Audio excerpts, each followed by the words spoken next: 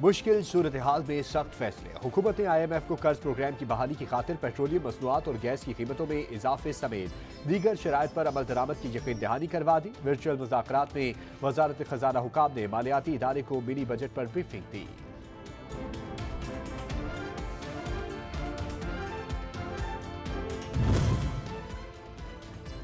मुल्क को मुश्किल सूरत हाल से निकलने के लिए कर्ज प्रोग्राम का हुसूल जरूरी।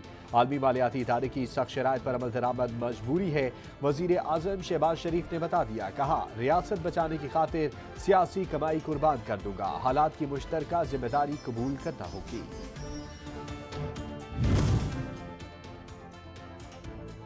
IMF की शराइत पर अमल दरामद का मिशन। हुकूमत मुतहर्रिक। ओपन मार्केट से खरीदारी के लिए डॉलर का रेट 253 रुपये मुकर्रर करने का फैसला।